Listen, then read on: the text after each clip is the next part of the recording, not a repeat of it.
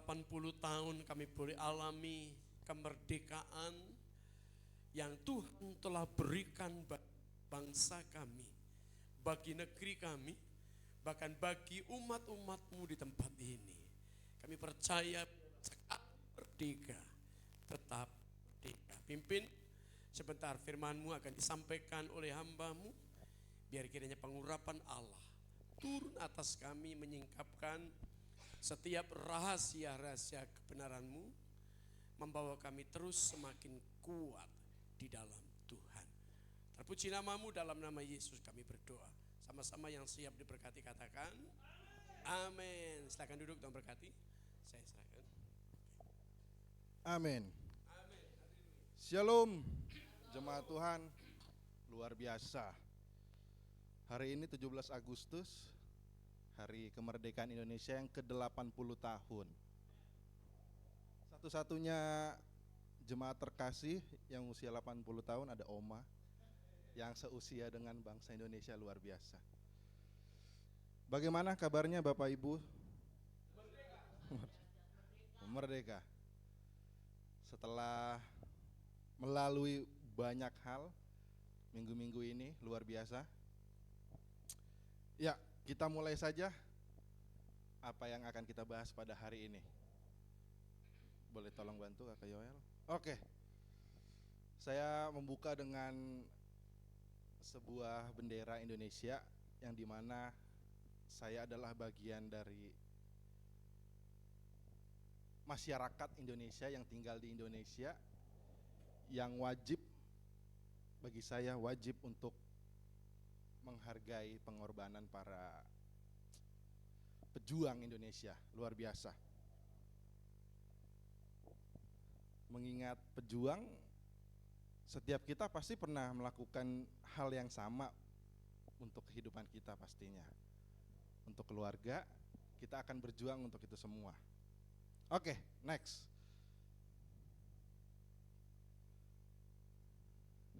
Nah, saya beri tema judul kebenaran yang memerdekakan atau keberdosaan yang membelenggu. Kebenaran yang memerdekakan atau keberdosaan yang membelenggu. Di sini ada yang ingat Bapak Ibu berapa lama bangsa Indonesia dijajah?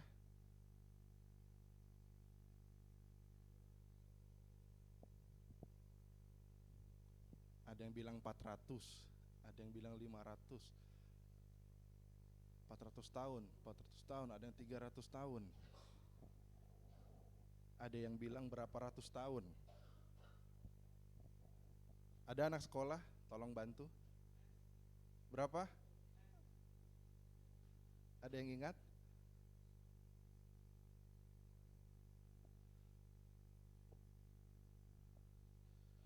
Ya, ada banyak sekali ya.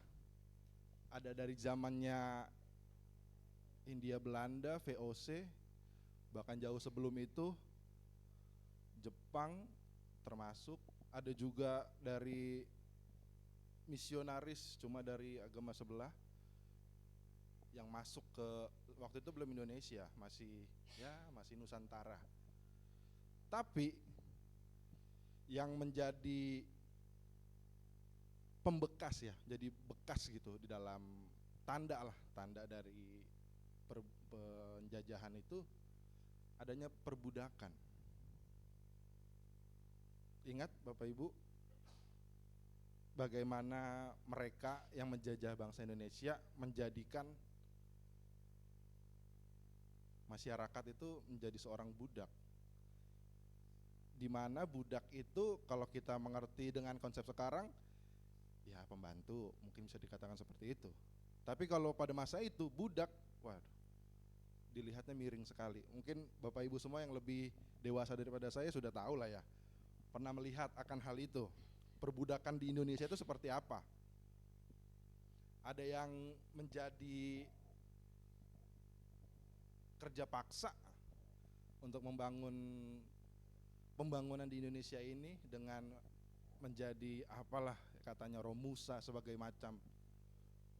Nah itu dia, kerja rodi, kepala jadi kaki, kaki jadi kepala. yang dimana menurut saya itu berdampak kepada kita sekarang. Sifat budak itu menjadi sulit untuk dilepaskan. Perbudakan itu menjadikan bangsa Indonesia ini pernah mengalami itu, tapi kesininya itu untuk melepaskan itu agak susah. Tahu Bapak Ibu kenapa? Karena budak itu udah jadi karakter. Apa-apa selalu minta dulu, minta ini dan itu. Itu adalah salah satu karakter budak. Disuruh dulu baru gerak. Itu adalah salah satu karakter budak. Nunggu, ada satu pekerjaan yang menurut saya itu sudah sepertinya tidak perlu dilakukan. Menggoes beca Bapak Ibu. Mungkin kalau kita tertolong lah sebagai masyarakat yang belanja di pasar atau bagaimana. Tapi di sisi lain dia hanya menunggu, kalau nggak ada yang datang ya udah nggak dapat duit. Itu adalah karakter budak Bapak Ibu. Kalau kita tarik lagi ke lebih jauh lagi ke bangsa Israel, perbudakan itu dimulai sejak mereka ada di Mesir. Bangsa Israel adalah budaknya orang Mesir. Mereka dipekerjakan dengan sangat miris Bapak Ibu.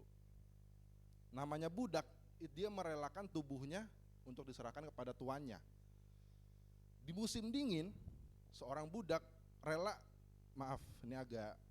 ini sedikit, perutnya dibelek untuk tuannya itu bisa masukin tangan dan kaki biar hangat sampai mati. Budak di Israel di Mesir waktu itu sampai segitunya. Jadi yang namanya budak itu dicap sangat kasihan lah. Budak itu membedakan kelas ekonomi, yang mana yang kaya. Jadi masyarakat itu dibedakan dengan kelas ekonomi. Kalau dia ada di bawah itu seorang budak, kalau dia strata di atas itu ekonominya bagus, berarti orang kaya. Seseorang yang dipandang pada saat itu. Coba next. Keluaran 12 ayat 40, lamanya orang Israel diam di Mesir adalah 430 tahun. Bayangkan Bapak Ibu itu berapa generasi. Kalau kita anggap hitung 80 tahun, itu udah 7-8 generasi. Wow, 7-8 generasi itu untuk membersihkan sifat karakter budak. Bagaimana Allah pada saat itu berusaha melalui Musa yang dipercayakan pada saat itu untuk memimpin bangsa Israel keluar dari Mesir. Mereka berputar-putar 40 tahun untuk bisa keluar. Mungkin bisa kita lihat ada suatu maksud adalah untuk memotong generasi, karena generasi lama itu pasti karakter budaknya sangat luar biasa. Kalau kita bisa baca di kitab Keluaran lainnya, malah bangsa Israel bilang, kenapa kamu bawa kami keluar dari Mesir? Mendingan kami mati di Mesir daripada di padang gurun. Karena sifat budak itu udah bukan lagi sesuatu yang enteng, tapi sudah menjadi tabiat, karakter, melekat. Kalau sudah menjadi karakter, bagian dari dalam manusia, untuk merubah itu sangat susah. Bangsa Israel itu mengalami itu sangat susah. Saya mau membahas bagian ini dalam kitab Roma Bapak Ibu. Bagaimana di kota Roma itu terdapat berbagai macam budaya. Ada orang-orang Yahudi, kita tahu orang-orang Yahudi itu orang-orang seperti apa, dan orang-orang non-Yahudi, orang-orang yang belum percaya, ataupun orang yang sudah percaya tetapi bukanlah orang lahir dari orang keyahudian. Dan ada berbagai macam budaya, karakter yang tercipta di sana. Salah satunya tetap ada budak. Bayangkan dari perjanjian lama sampai ke perjanjian baru, sampai ke Indonesia, sistem perbudakan tetap ada.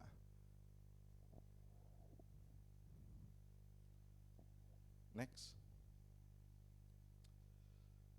Jadi budaya yang dibangun di kota Roma, di sana berbagai macam pengajaran di luar kekristenan orang percaya, berbagai macam pengajaran yang menurut pandangan si pengajar itu benar. Ada budaya, kita tahu bangsa Israel tadi dia mengajarkan kebiasaan-kebiasaan yang dibangun kepada anak-anak untuk pelajari Torah.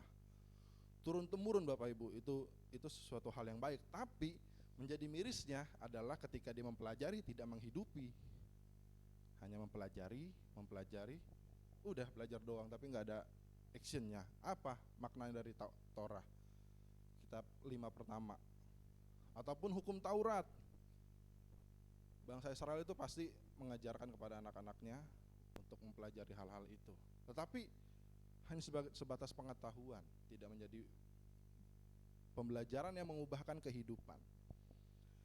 Kebudayaan-kebudayaan ini yang menurut saya banyak sekali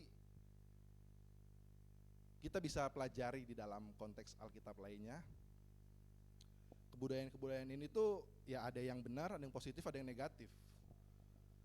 Seperti salah satu contohnya, next.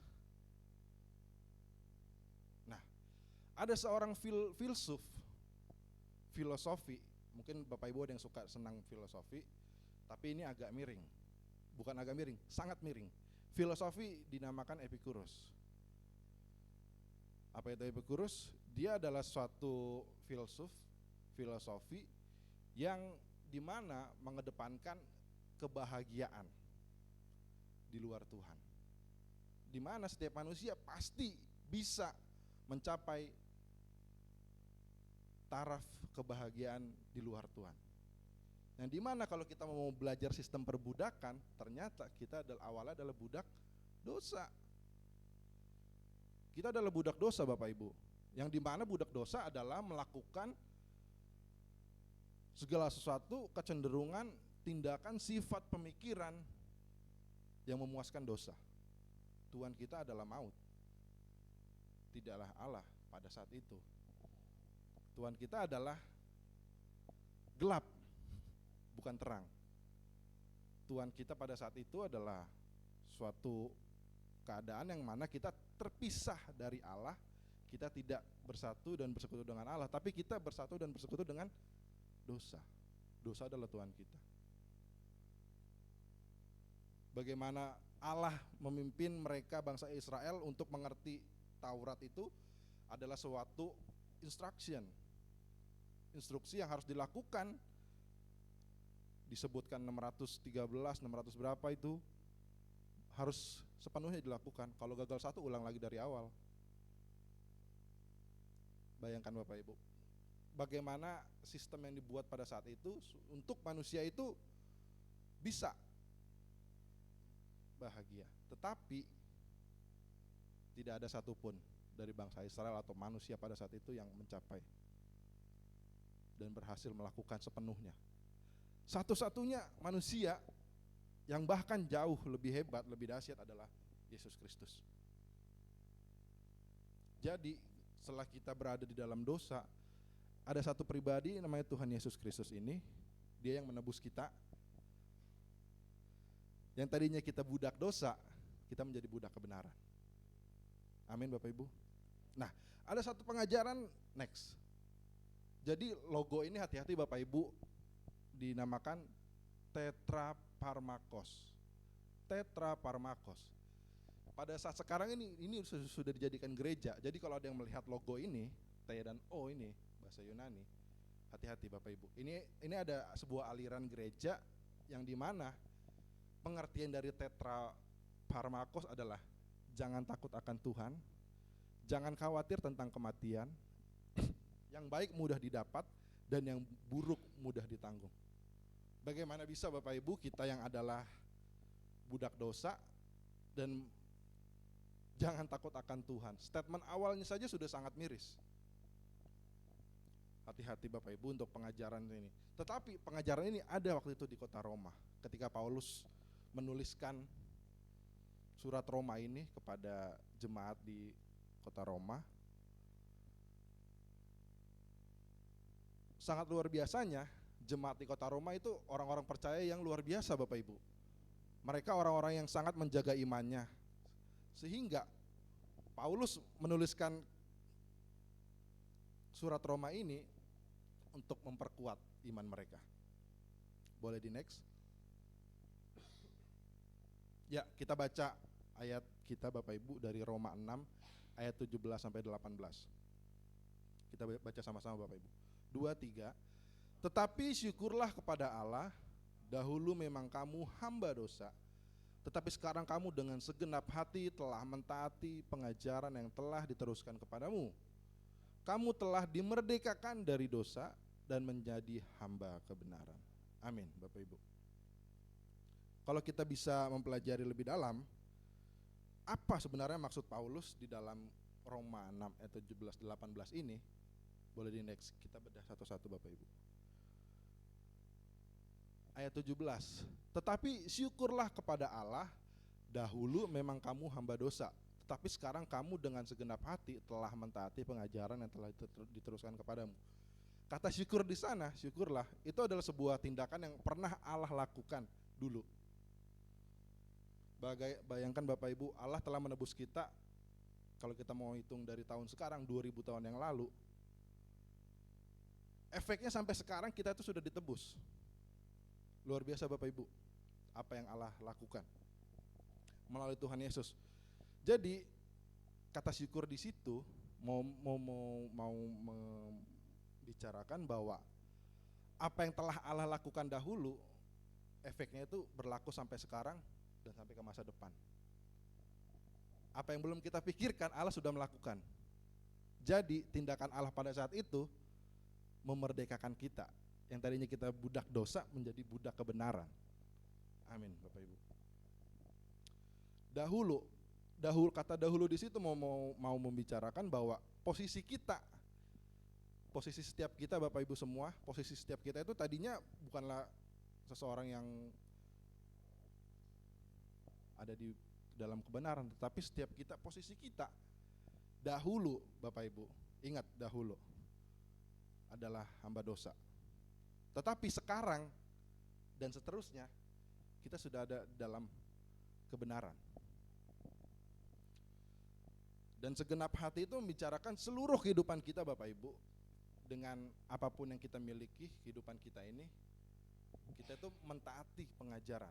Bentuk pengajaran ya seperti sharing firman Tuhan, ataupun pengajaran-pengajaran yang membangun kehidupan rohani kita Bapak Ibu. Next. Ayat 18, kamu telah dimerdekakan dari dosa dan menjadi hamba kebenaran. Yang tadinya kita telah ditebus, kita menjadi hamba kebenaran, dan kita terus diperbaharui hari ke hari sampai kepada kita dimuliakan. Dimerdekakan itu adalah tindakan Allah. Setiap kita tidak akan mampu untuk memerdekakan diri kita sendiri. Bangsa Indonesia memerlukan para pejuang. Mesir memerlukan Musa, tetapi itu adalah alat dari Allah. Dan setiap kita tidak akan mampu untuk memerdekakan diri kita sendiri dari dosa tanpa adanya Allah. Sehingga ayat 18, Paulus mau menekankan kepada jemaat di Roma dan setiap kita semua orang percaya, kamu telah dimerdekakan.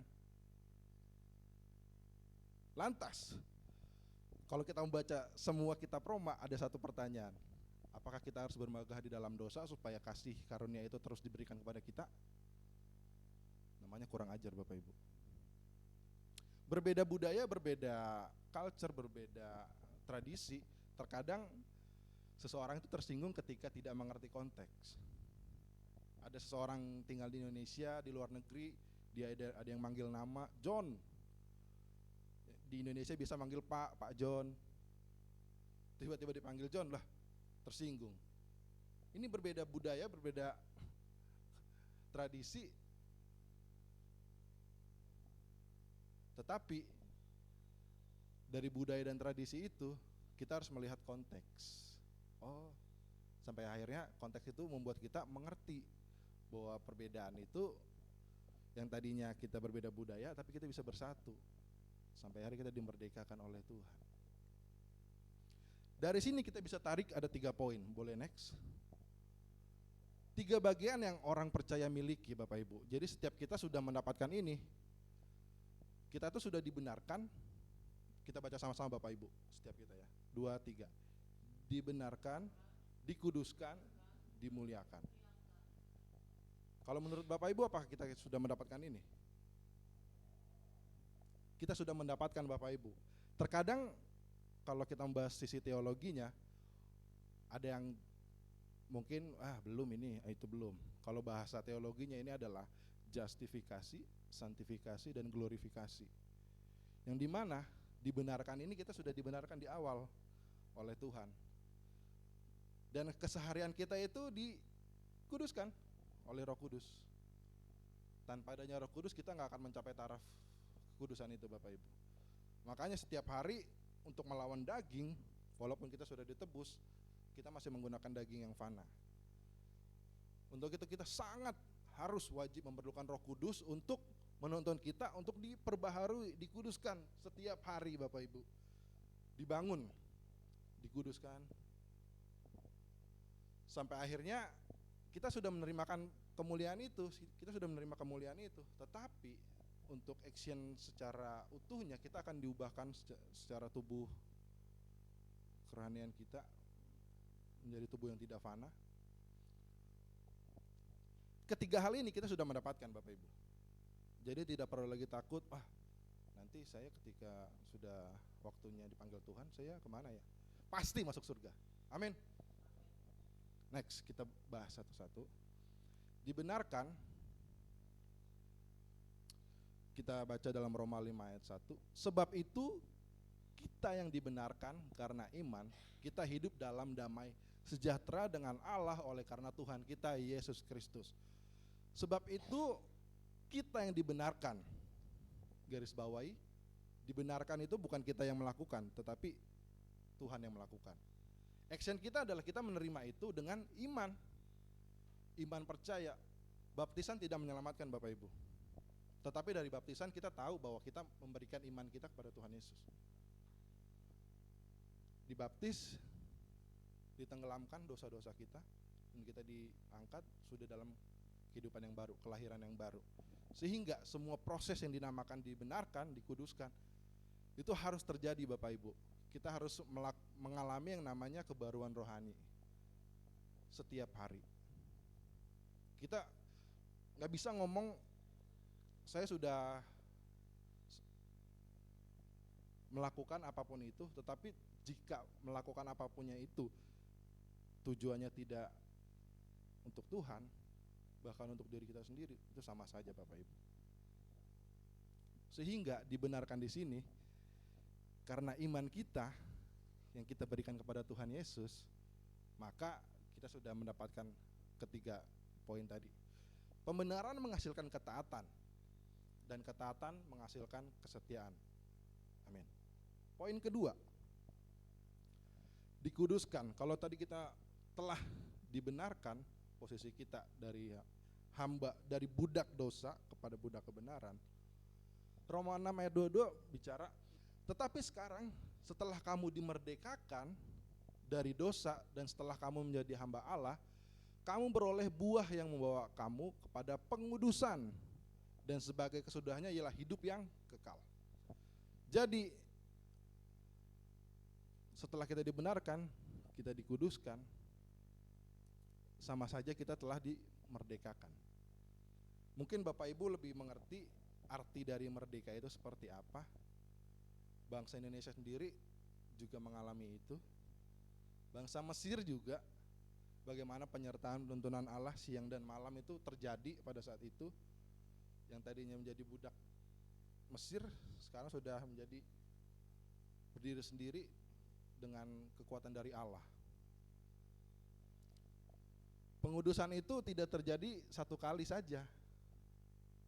Mungkin waktu itu Allah melakukan hanya sekali, tetapi efeknya dari dulu sekarang sampai selamanya. Artinya setiap kita dengan iman kita yang kita miliki, kita memberikan kepada Allah iman kita untuk kita itu tunduk, taat, setia dengan Roh Kudus. Bagaimana Roh Kudus mau menuntun? Oh, Roh Kudus, saya ingin agar apapun yang saya lakukan adalah untuk Tuhan. Roh Kudus akan memimpin Bapak Ibu. Bagaimana ketika kita mau menyerahkan diri kita menyerahkan hidup kita, Roh Kudus pasti akan memimpin. Tidak perlu takut, tidak perlu risah, pasti. Pengudusan merupakan tindakan pekerjaan Roh Kudus yang menjadikan orang percaya menjadi kudus. Amin, Bapak Ibu. Next, poin ketiga, dimuliakan. Nah, kemuliaan ini adalah bukan berarti kita setara dengan Allah, bukan itu maksudnya. Tapi dimuliakan adalah kita menerima mahkota kehidupan. Jadi yang namanya proses dibenarkan, dikuduskan, dimuliakan ini adalah satu bagian yang tidak terpisahkan ketika orang percaya sudah beriman kepada Tuhan Yesus. Roma 8 ayat 18 berbicara, sebab aku yakin bahwa penderitaan zaman sekarang ini tidak dapat dibandingkan dengan kemuliaan yang akan dinyatakan kepada setiap kita. Amin, Bapak Ibu. Kemuliaan yang akan kita terima adalah tinggal tetap bersama-sama dengan Allah di langit baru dan bumi baru. Di sana tidak ada dosa yang dapat membelenggu, tetapi kebenaran yang memerdekakan. Dimuliakan, kita adalah hamba-hamba Tuhan, kita adalah orang percaya yang sudah dikuduskan, dibenarkan, dan dimuliakan. Jadi Bapak Ibu, kita sudah dibenarkan. Kembali lagi ke pertanyaan yang tadi Paulus berikan. Sekali-kali apakah kita harus berbuat dosa terus menerus agar kemuliaan itu terus kita rasakan? Tidak, Bapak Ibu. Kita ini sudah dibenarkan. Jadi sikap dan tindakan hidup kita sudah harus benar. Benar itu tadi bagaimana caranya benar adalah kita tunduk dan taat setiap waktu. Mungkin ada rasa apapun yang ingin ini kayaknya nggak perlu Tuhan deh, nggak bisa Bapak Ibu. Setiap waktu kita perlu Tuhan. Tanpa Tuhan dosa sudah melirik lagi. Kita pasti akan jatuh lagi ke dalam dosa kalau kita tidak dalam Tuhan, Bapak Ibu. Sehingga kembali ke pertanyaan awal, next. Apa makna ini bagi Bapak Ibu? Kebenaran yang memerdekakan atau keperdosaan yang membelenggu? Tidak ada kata, tidak ada frasa, tidak ada apapun itu yang dapat kita miliki kalau kita di luar Tuhan. Sekali lagi kita telah dimerdekakan, kita telah dimenangkan Bapak Ibu, seperti bangsa Indonesia yang sudah bisa merdeka sendiri, tidak perlu bantuan apapun itu. Dan kita masyarakatnya adalah orang percaya yang sudah dimerdekakan. Jadi saya memilih kebenaran yang memerdekakan. Next. Kita review sedikit juga, kita adalah hamba kebenaran. Sehingga kalau kita hamba kebenaran, kita sudah dibenarkan, dikuduskan, dan dimuliakan. Bagaimana kehidupan Bapak Ibu saat ini dan untuk kedepannya, Bapak Ibu harus memilih pilihan yang pasti dalam Tuhan. Saya tidak memaksakan apapun itu, tetapi saya mengingatkan agar firman ini tidak sebatas pembacaan. Kitab Roma ini tidak sebatas bagian dari kitab saja, tetapi harus menjadi bagian dari kehidupan setiap kita Bapak Ibu untuk kita lakukan. Tuhan Yesus memberkati.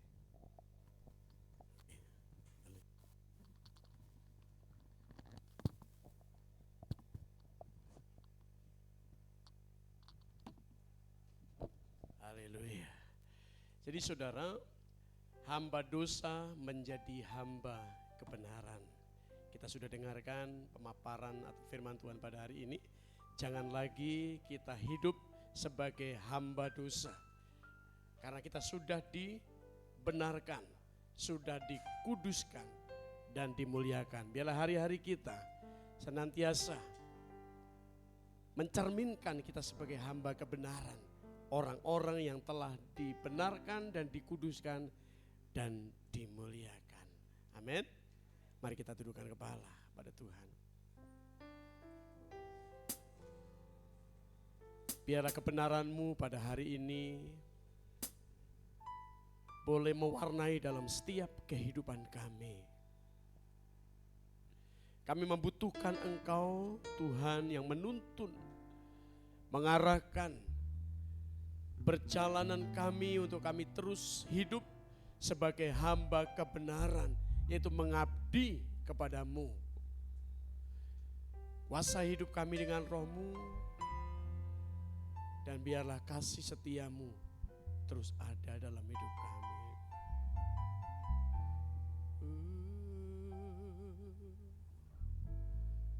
Ada satu pujian yang mengatakan, peganglah tanganku Roh Kudus.